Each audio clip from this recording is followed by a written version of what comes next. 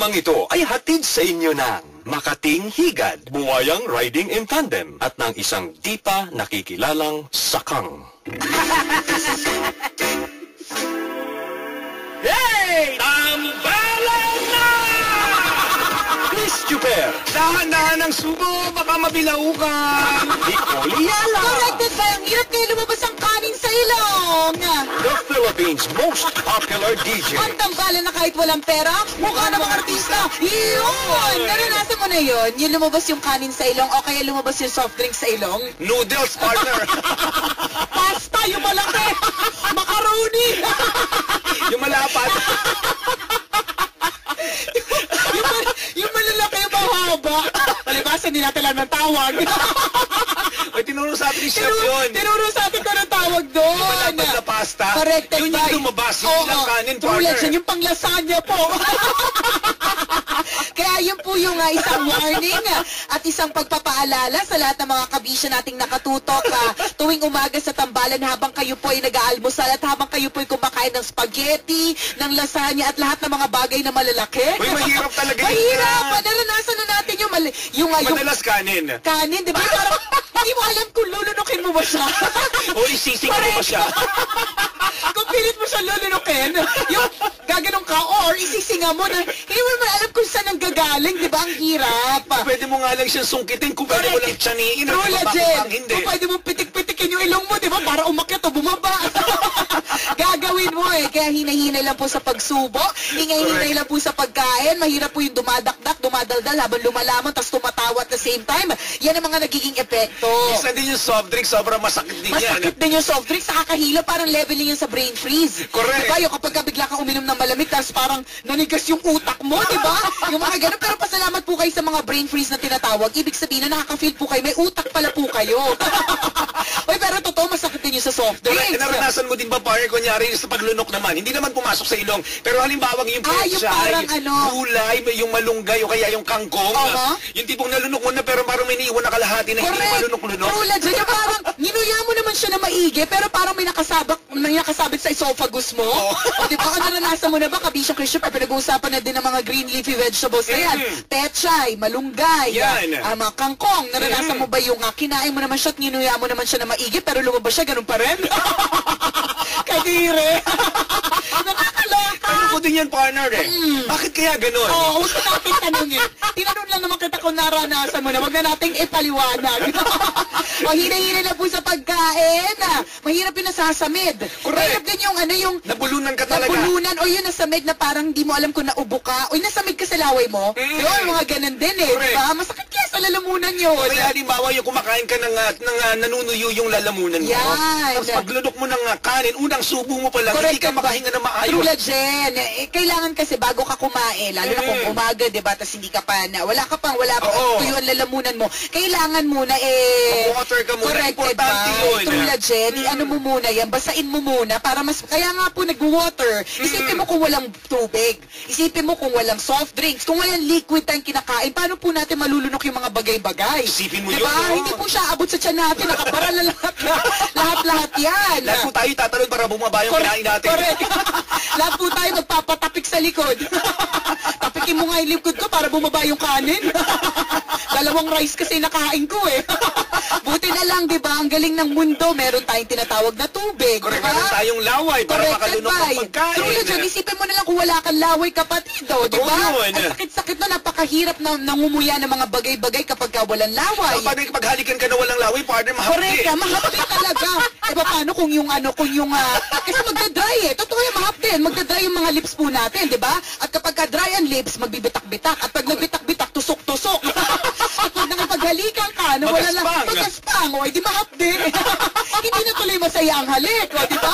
Wala na tuloy mag-enjoy sa kiss. O, nakakalurk. Kaya ang galing ng pagkakagawa sa atin at ang galing ng mga bagay-bagay na naimbento para mapadali ang mga buhay natin. So, kaya napakarami ng rason, di ba? Yung sa mga binanggit namin kanina, napakarami ng rason ngayong araw na ito para i-enjoy natin ang buhay. Correct, pero alam mo, Kabisyo Christopher, meron daw kaya nga, di ba, kapag bumabahin ka daw, maaching, di ba? Kaya sinasabi ng mga tao sa'yo, bless you. Yan. Kasi? Meron daw kasi nga ibig sabihin yan. Ano ang paliwanag doon? Ay, wala, tinatamad na ako. Ayoko na-explain. Ay, nakakabiti naman. Ay, hindi, yun na. Bigla ko naisip tamad na pala mag-explain. Hindi, pero truly, kaya daw bakit nga ba tuwing may bumabahing o mga-ching, di ba sinasabi, bless you. Ang sabi daw, ang pagkakapaliwanag, i-correct nyo lang po ako, kasi English po yung binasa ko. Hindi ko sure kung tama po pagkaka-interpret ko. Hindi, pero ang sabi daw kasi, kapag bumabahing ka daw o ma-ching ka, your heart stops momentarily. Correct, totoo yun. Tumitigil daw na nga sumandali ang iyong puso. So bless you na pagkatapos ng atching na yan, ibuhay ka pa. O bless you, di ba, na continue pa rin ang buhay mo kahit tumigil ang sumandali yung puso mo. Yung mga ganon. Paano kung bigla kang humatching, hindi na bumalik yung puso mo? Corrected by, Tumigil na talaga po. At least bless you ka. Bless you ka. At least may basbas. Baka pumunta ka pa ng langit diretso. Well, di ba sabi nila ganun daw yun? Yun din yung pagkakadinig ko. Corrected by. Tsaka napag-aralan din natin ito sa religion natin dati na kapag halimbawa ang isang tao ay mamamatay na. Kunyari, tapos wala na makuhang pastor o wala na makuhang pare, walang tao sa paligid na pwedeng, kunyari nandun na, kumbaga aksidente or whatever, nasa bingit na siya, dumuduling na malapit na siyang kunin ni Lord, pwede ka daw magbigay ng ikaw daw ang mag-bless sa kanya. May mga ganong explanation. Dasalan mo, totoo na yun, dasalan mo na, di ba? Corrected by, o di ba? Kapag hintay mo pa yung pare, di ba? Hindi niya na madinig yung dasal niya. Corrected by, dasal para sa kanya. Parang feeling ko lang, naialin tulad ko lang siya doon sa bless you, di ba? Kasi nagsastop daw talaga yung puso mo tuwing bumabahing ka. Pero bakit ganun yung lola ko? Pag kunyari may humaatsi na ganyan, hindi bless you yung binabanggit niya. Ano sinasabi? Supe. Ewan. Pusa lang. Nagkakalag ka ng virus dito. Ganun. Malis yung dito. Ayun naman pala. Kasi naman yung bahay mo kabisyo pero may laman. Kahit naman ako sasabihin ko rin ganun, supisi ka. Nakaka-alert eh. Tsaka alam niyo, kunyari, isa pang may relate ko lang din, partner. Kunyari, ayoko na. Tinamad ka na rin. Tinamad ka ulit. Tamad ako may araw na to eh. O go. Kunyari, pag nakaramdam ka daw na parang naninikip naman yung dibdib mo. Isa na experience natin yung kapag tutulog tayo eh. Oo nga no. Hindi mo alam, ano ba to? Dahil ba meron tayong sakit? O talagang normal lang na minsan nakakaramdam tayo ng paninikip ng dibdib? Hindi ko alam. Puro kolesterol na talaga yung puso natin. O di naman kaya masyado na maliit yung bra mo para sa size ng bubelya mo. Naninilog ka na raw kasi gano'n. Kaya masikip. Hindi, pero minsan yung parang nagko-constrict or nagko-contract. Basta yung parang naninikip yung dibdib. Hirapan kang huminga. Pilitin mo umubo kahit hindi ka inuubo. Kasi nabablock yung circulation ng dugo. Correct. So, hindi umiikot na maigi yung dugo. Totoo yan. So, upo ka ng konti para kasi pag nag-umuubo tayo, nagpa-pump ng may puwersa yung pump ng heart natin. True lang dyan. Di ba yun yung ginagawa ng mga taong kapag ka nasa risk ka ng heart attack? Correct. Halimbawa, nasa banyo ka, nakasara ang pinto, tapos naka-feel ka ng gano'n, na parang aatakin ka sa puso. Presence of mind, huwag kang kabahan kasi mas lalo maninikip yung dibdib mo. Pero ang gagawin mo, tama ka, Christopher, uubo ka. Pilitin mong umubo. Uubo ka ng malakas. Parang katulad din yun ng mga ibang may sakit sa may mga colon na sicknesses. Ang parang indikasyon ng doktor, kailangan daw umutot ka. Ay, totoo! Ano kasi kumutot? Alam mo, delikado yun. Matagal naman natin i-concentrate yung pag-utot. Pero, ano nga yun, indikasyon yun eh. Kapag hindi ka daw nautot, delikado. O di ba kaya pasalamat po kayo kung nautot po kayo ng wagas na wagas? normal po yan. Kaya huwag niyong pigilan. Pag nakaramdam kayo ng pag-utot, huwag niyong pigilan kasi delikado. Correct. Pag nakaramdam po kayo ng sakit sa puso, iubo niyo po yan. Huwag niyo din pong pigilan. Kasi malay niyo yung pag-utot at yung pag-ubo, di ba yan yung mga dahilan kung bakit humaba-haba pa ang ating mga buhay. Sige niyo yun, napaka-miraculous talaga ng buhay. Yung simpleng pag-utot, may purpose talaga. Hindi totoo. Explanation yan. Paliwanag yan sa akin ng isang kong kaibigan na yung asawa niya daw ay may ganyang klaseng sakit na parang basta inoperahan siya doon. Tapos magiging indikasyon lang ng doktor na naging okay o successful ang operation kung makakautot siya. Isipin mo mga ganun siya. Isipin mo talaga parang kunyari lahat kung tayo walang utot, kung tayo hindi umuutot. Di ba saan lalabas yung mga gas na yun sa bunganga natin? Di ba pangit naman yata yun? Corrected by. Ang galing ng pagkakagawa, di ba? Ang galing eh. Diba o kaya tuwing uutot tayo lalabas sa tenga, di ba? Paano nila kapag bumulong ka? Tapos sakto sa tenga lalabas yung utot, di ba? Ang galing eh. Ang galing na bakit doon? Di ba? Bakit hindi sa talampakan? Oo, di ba? Hindi sa mga butas ng ating katawan. Corrected by. Ng ating balat. True legend. O, di ba? Ang galing ng pagkakagawa. O, basta ha, yun yung mga paalala po namin.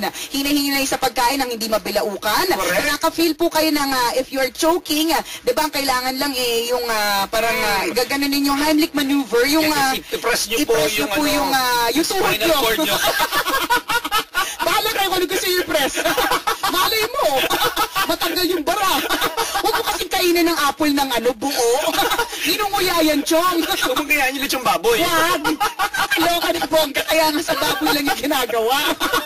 Ay, nakakalagay. Hindi, yung mga ganyan. Tapos kapag nakaka-feel kayo na atakihin kayo sa puso, diba, umubo po kayo, o kaya bumahing. Alam mo yung ginagawa ng ibang mga kaibigan ko na minsan hindi sila makahinga, ang ginagawa nila, bumabahing sila.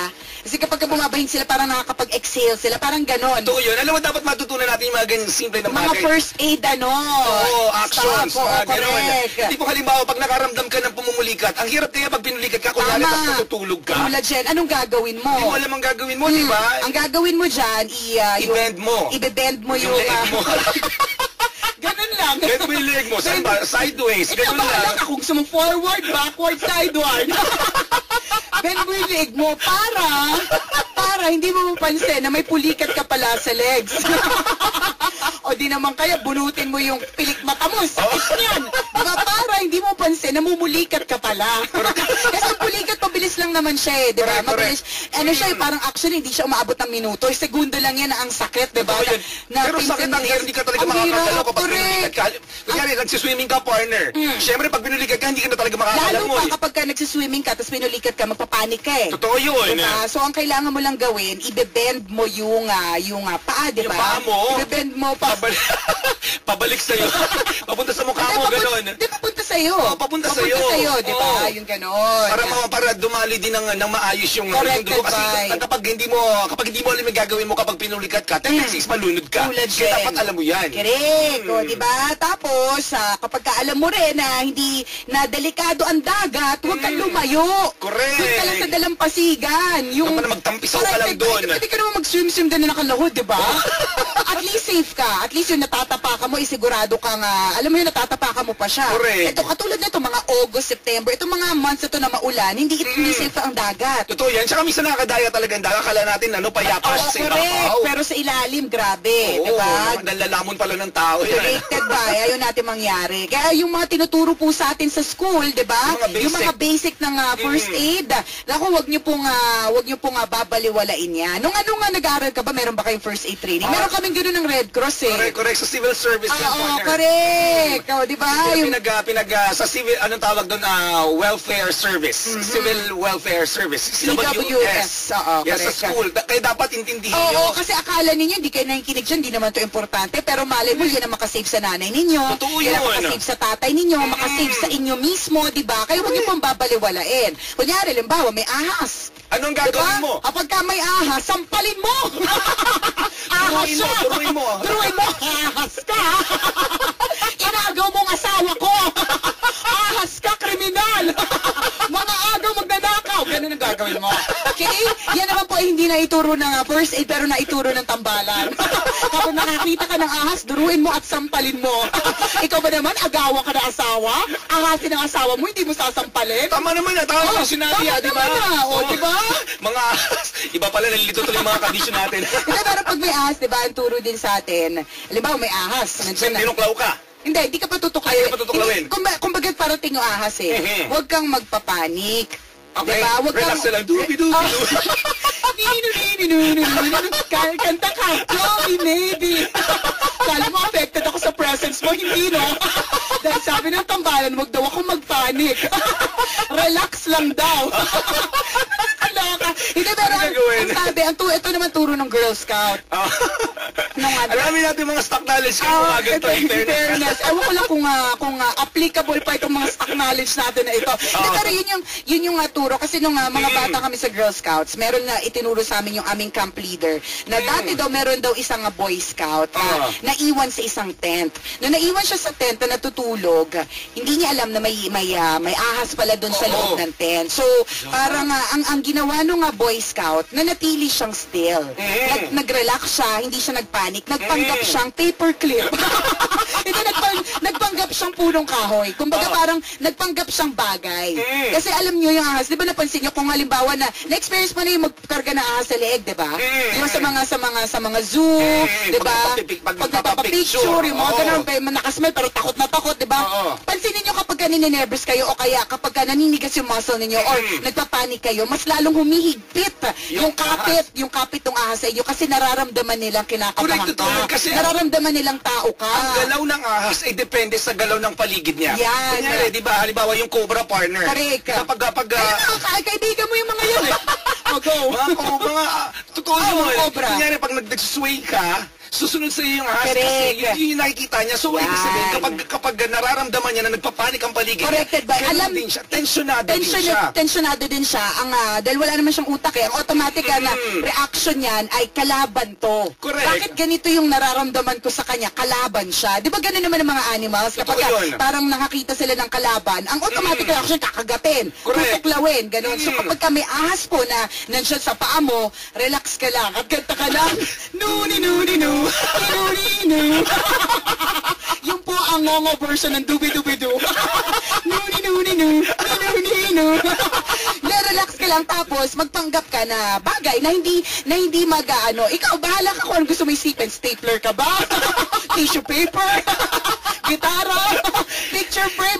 Basta kailangan yung mag-relax ka lang. Para, Still ka lang dapat. Still ka lang para umalis siya. At wala umalis siya. Correct. Parang parte ka lang ng gubat. Alam niyo yung mga basics na yan, mga kaibigan, dapat talaga matutunan. Di ba yung ganun din yung tuloy sa atin, kunyari sa dagat naman. Halimbawa, kunyari, lumubog yung bangka na sinasakyan mo. Yan. Tapos naka-vest ka lang. Sa dati sinalangoy ka. Paano kung may biglang dumating na pating? Ayan. Diba? Anong gagawin mo? Anong gagawin mo? Ay, hindi ko nabasa yan eh. Mukhang English yan eh. Kaya hindi ko na kinuntinyo basahin. Ano gagawin mo? Same explanation sa mga ahas. Play dead. Ganun yun. Kasi pag... Pero dapat acting na acting pa. Kunyari sa pelikula, kunyari may camera, acting na acting. Acting talaga nakalawit yung dila. O kaya tulala, yung ganon. Ganon ang gawin mo. Kasi baka mamaya, mag-eye to eye kayo nung shark. Makita nyo na may spark, ibig sabihin buhay ka Buhay ka. pa. So kailangan play dead ka talaga. Huwag kang Okay? gagalaw. As in talagang, ganun, magpadala ka lang sa daloy ng tubig. Kasi isipin niya, kasi pag naramdaman niyang may kumikitib sa'yo, Ibig sabihin niya may dugo ka. correct, buhay ka, masarap kang kainin. Correct. So dapat paramdam mo na isa kang Isa kang halaman. Correct. Lumulutang-lutang lang sa dagat. isa kang plywood, o diba? Ganun Hindi din. ka nila papakialaman. Ganun ang mga hayop. Paano kung sa bagay, naka-life vest ka naman eh. Kasi mahirap yung wala kang life vest sa nag-swim ka. Syempre, gumagalaw ka nun, Gumagalaw diba? ka pa rin. Nagka-threading ka nun eh. Kaya Parang kapag ako jellyfish ako, hindi mo ko kakainin. isa kong octopus. Dikya. Huwag mo ako kainin. Yan. Kaya kailangan. Yan, yung katulad na lang din ng na-discuss basics yan, natin yung basics yan. isang araw. Mga basics ng saan hahanapin ang life vest kapag Correct. may mga ganyang klaseng emergency. Saan ang emergency exit? Saan ang fire exit? Correct. Kunyari dito sa station, Christopher, magkasunog. Saan ang fire exit? Teka lang. Wala pala. Wala yata. Yung sa office ninyo, di ba? Correct. Kunyari, Ano dapat? pag may earthquake, di ba? Anong gagawin kapag may earthquake, di ba? O anong ang unang mong gagawin? Sisigaw ka. Sigaw ka, earthquake! Baka hindi alam na iba eh. At least malaman na nila. Di ba? Pangalawa mong gagawin, di ba? Ang sabi daw nila, aalis ka dun sa mga bagay na pwedeng may matumba. Correct. So pwede kang pumunta sa mga ilalim ng mesa, pwede ka nga pumunta sa ilalim ng paso. Magtago ka sa ilalim ng paso. Magtago ka! Hindi, pero katulad na yan, di ba minsan nag-earthquake drills tayo? Sa school, pati sa mga opisina. Minsan we take it for granted, isip natin, ano ba yan? Corrected. Oo, totoo, bahala. Kasi sabihin natin, ano ba to? Sana gumagawa na lang ako ng report, sana gumagawa na lang ako ng lesson, ganyan kaysa nagde-drill. Pero hindi mo kasi masasabi. At least kapag ka nagkaroon ng drill na ganyan, alam nyo kung saan hagdan kayo bababa. Correct. Diba? Alam nyo kung saan kayo dederecho, saan yung evacuation area na tinatawag. Importante na matutunan natin yung mga simpleng bagay na yan. Kasi nakaka-save talaga ng buhay. Correct, Maraming diba? buhay.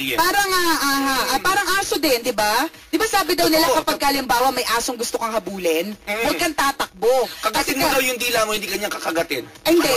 Ang alam ko, kapag didikitin mo yung yung dalawang mong pointing finger, para hindi naman siya Yun naman yun. Hindi, diba? Hindi, sabi daw nila, kapag ka may aso, huwag ka rin tatakbo. Correct. Kasi kapag ka tumakbo ka, mas lalo kanyang hahabulin. Totoo yun. Diba? Yung mga ganon. Huwag ka Mga... lang gagalaw, magpanggap ka rin punong kahoy. Hindi ka niya anuhin. Magpanggap kang ugat. Kaya isa kang fungi. Mga ganong klase mga bagay-bagay. Sana magamit natin sa pang-araw-araw na buhay. Tama. Yung mga ganyang simpleng natututunan natin Corrected sa ating by- paligid and sa eskwelahan. True lang, Jen. Katulad ng araw-araw, paalala ng tambalan na bumisita po kayo sa Chowking. Correct, para naman matiknaman natin ang Sarap ng Chow Pao. Di ba kailan nyo patitikman ng sarap ng Chow Pao? Baka nahuhuli na kayo sa magandang Naku. balita. Pero huwag kayong mag-alala. The Chowking Chow Pao is there to stay for good sa kanilang menu. Ang sarap niyan, mga kabisyo. Meron po chicken, Beef. meron pong sausage, saka sausage special. Lahat yan masasarap and sarap starts at 25 pesos. Corrected by. Kaya punta na po kayo sa pinakamalapit na Chowking. At kung gusto niyo naman po manalo ng 10,000 pesos, Uy. alam niyo po ang Ginebra San Miguel Bongga. Dahil sapagkat because ang Ginebra San Miguel ay namimigay ng 10,000 pesos kada linggo para sa Let's Play Ginebra Logo! Pag pumunta kayo ng mini-stop, pangakalaing Ginebra, bibili kayo siyempre ng Ginebra San Miguel products Correct. o kaya Magnolia Healthy Beverages. Oo. Yan, huwag niyo pong itatapon yung mga resibo ninyo. Kasi yan yung magagamit ninyo para makasali kayo sa Corrected promo. by. Kasi ang pa-promo na ito, para pong loto ang idea ng promo na ito. Correct. I-input nyo lang po, hanapin nyo po yung tablet sa mini-stop kung saan nyo po i-input yung official receipt number. Correct. At pagkatapos, so, pipili ka ng mga logo, Yung tatlong logo. Tapos, ayun na yung taya mo. Tapos, meron pong winning combination. Yun. Naabangan niyo po yung mga winning combinations na ito every Friday sa Bulgar, Abante Tonight, Filipino Star ngayon at saka Solar Sports. Corrected Baka kayo na ang by. nanalo. Baka kayo na, di ba? Ng bonggang-bongga. Batiin natin na maganda morning. Wala daw tigil sa pag-ayos ng bahay since nag-transfer sila last week. Ang bagong angel ni Attorney Rina na si Ate Vivian Minyalga Bayagna. Ayan. Ate Vivian, good morning. Salamat sa pagtutok. Nakatutok sa atin si Miss Debbie at ang kanyang buong klase ay habang sila nagkaklase ng katambalan, partner. Oy, wow, bongga. Ang, Thank you.